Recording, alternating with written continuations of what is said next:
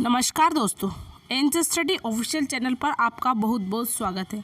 दोस्तों, आज संडे है और आज आपके लिए 3 खास खबर, ये कह सकते हैं कि 3 खुशखबरी हैं। तो तैयार हो जाइए वो खबर सुनने के लिए जिसका आप बहुत समय से इंतज़ार कर रहे थे। तो दोस्तों, हमारे जो नए सीएम बने हैं डॉक्टर मोहन यादव जी, उन्होंने गणतंत्र दिवस यानी 26 जनवरी को ऐलान किया कि वो 1 साल में 90,000 युवाओं को रोजगार देंगे। जी हाँ दोस्तों, सही सुना आपने। और जैसा कि आपने थंबनेल में भी देखा कि मुख्यमंत्री जी अब 1 साल में 90,000 युवाओं को रोजगार देने का ऐलान कर चुके हैं।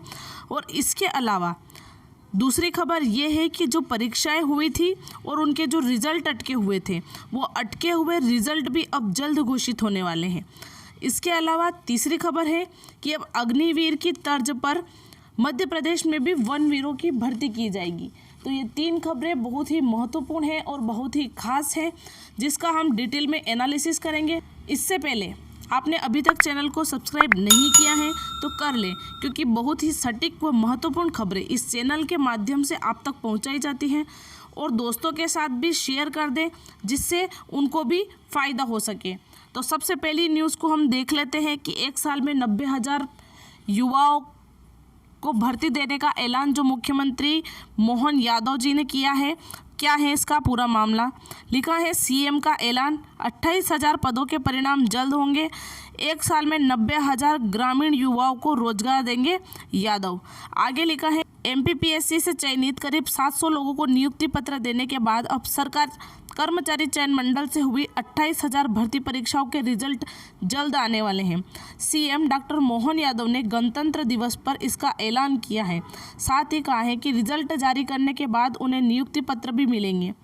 सीएम बोले साल 2024 और 25 में रोजगार मेलों के माध्यम से 90,000 ग्रामीण युवाओं को रोजगार के अवसर प्रदान करने के भी लक्ष्य हैं।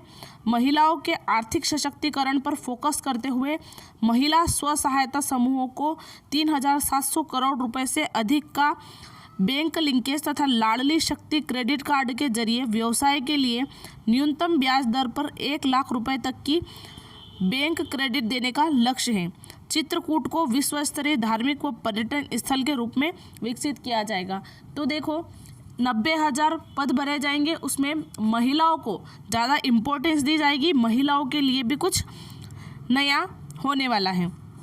आगे लिखा है मुख्यमंत्री डॉक्टर यादव ने कहा कि उज्जैन में 1 से 2 मार्च को होने वाले व्यापार मेले के दौरान इन्वेस्टर समिट भी प्रस्तावित है। इस आयोजन में विशेष रूप से पर्यटन, कृषि और स्टार्टअप जैसे क्षेत्रों पर फोकस रहेगा। समिट में गुजरात, राजस्थान, महाराष्ट्र सहित कई राज्यों के निवेशकों के साथ स्थानीय निवेशक भी हिस्सा लेंगे। तो अपने काम की बात यह है कि 1 साल में 90,000 युवाओं को रोजगार मिलने वाला है और जो परीक्षाएं अटकी हुई हैं उनके रिजल्ट भी जल्दी घोषित होने वाले हैं। इसके अलावा जो एक न्यूज़ और बताई है मैंने कि अब अग्निवीर की जो तर्ज पर मध्य प्रदेश में वनवीरों की भर्ती होगी। तो ये भी आपके लिए बहुत अच्छी खबर है, क्योंकि जिस प्रकार से वन रक्षक की भर्ती होती है इसी प्रकार से ये भी भर्ती की जाएगी। तो देख लेते हैं कि इसमें भी क्या लिखा हुआ है। लिखा है जंगल और वन्य जीवों की सुरक्षा के लिए मध्य प्रदेश सरकार सेना के अग्निवीर की तर्ज पर मध्य प्रदेश में वनवीर की भर्ती करेगी।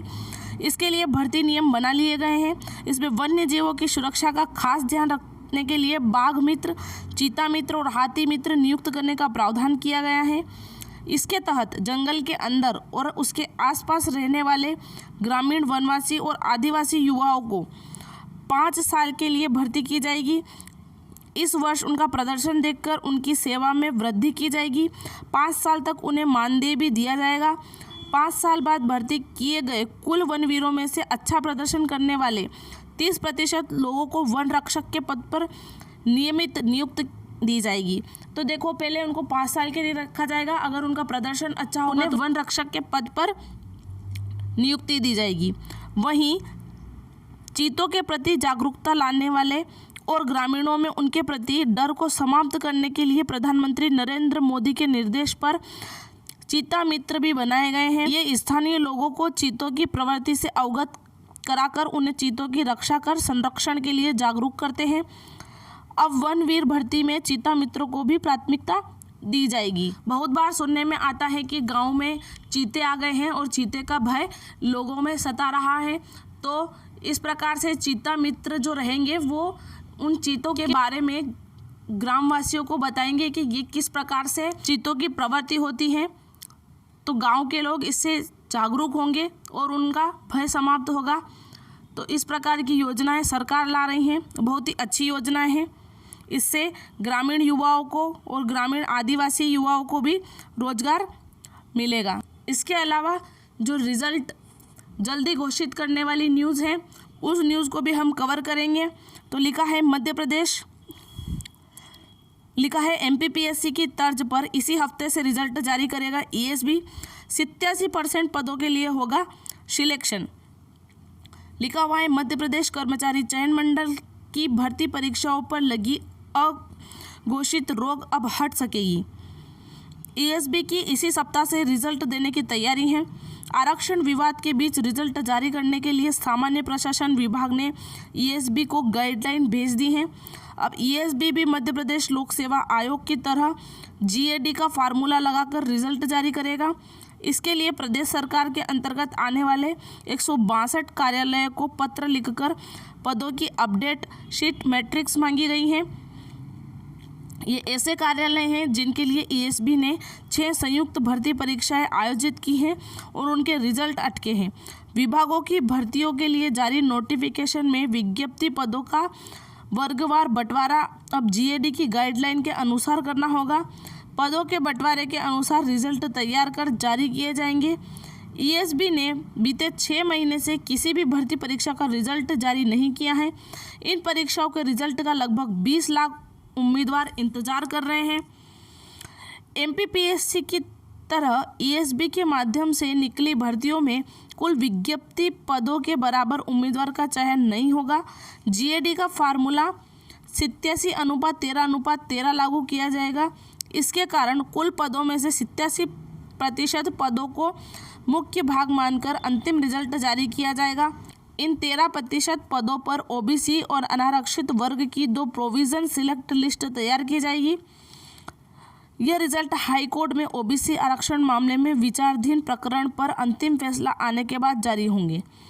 कोर्ट जिसके भी पक्ष में फैसला देगा उसी अनुसार ये रिजल्ट जारी हो सकेंगे। ठीक है, आगे भी ये लिखा है चुनाव और आरक्षण विवाद के कारण अटके हैं रिजल्ट। पदों का बंटवारा होने के बाद स्थिति होगी स्पष्ट। रिजल्ट घोषित करने की तैयारी हो चुकी है। 13% पद होल्ड होंगे, यानी कि 87% पदों को ही अभी नियुक्ति दी जाएगी।